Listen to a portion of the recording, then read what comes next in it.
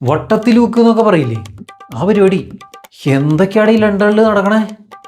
നമ്മുടെ നമ്മുടെ ആരിഫ് ജീനെ ലണ്ടനിലെ ഏതോ ഒരു പാർക്കിൽ വെച്ചിട്ട് കുറച്ച് ആളുകൾ വട്ടം കൂടിയിട്ട് ഇങ്ങനെ ഊക്കുക. ഭയങ്കര മോശമായി പോയോ.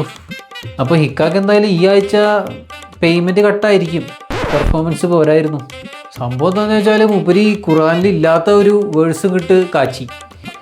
അപ്പോൾ അപ്പുറത്ത് നിൽക്കുന്നവർ മറ്റേ കോയാ കോളിങ്ങിൽ വിളിക്കുന്ന മണ്ടന്മാരൊന്നുമല്ല. അവർ പറഞ്ഞു ഇങ്ങനെ ഒരു വേഴ്സേ ഖുറാനിലില്ല. He claims the Quran says you can marry your child, right? I want him to now, if you are fair, everyone listening, I want him to pull out the ayah from the Quran, the verse where it says you can marry your child. If he does not pull that out, then know that this guy is not only a lame Zionist, a lame BJP apologist, he's a liar also.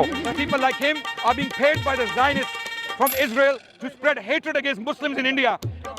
കാര്യങ്ങൾ കൈവിട്ടു പോയത് മനസ്സിലായ പിക്ക പറഞ്ഞു, ഞാൻ എൻ്റെ channel ഇതിനെപ്പറ്റി ഒരു video ഇടും, നിങ്ങൾക്ക് വേണമെങ്കിൽ അവിടെ സംവാദത്തിന് വരാം, അവിടെ ഡിബേറ്റിന് വരാം.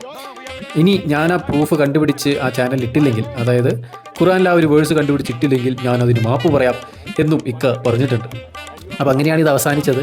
അവസാനം ഒന്നും നടക്കില്ലെന്നായപ്പോൾ ഇക്ക കണ്ട വഴി ഓടി. എന്തായാലും സംഘികളുടെ ഒരു പാരമ്പര്യം കാത്തു സൂക്ഷിച്ചു എന്ന് പറയാം. അപ്പോൾ എനിക്ക് തോന്നണം ഇക്ക ഇനി പുതിയ വല്ല ഖുറാനും കണ്ടുപിടിച്ചോ അല്ലെങ്കിൽ എഴുതിയോ എന്ന് എനിക്ക് അറിഞ്ഞുകൂടാ. ഞാനും തപ്പി നോക്കി, അങ്ങനെ ഒരു സംഭവത്തിലില്ല.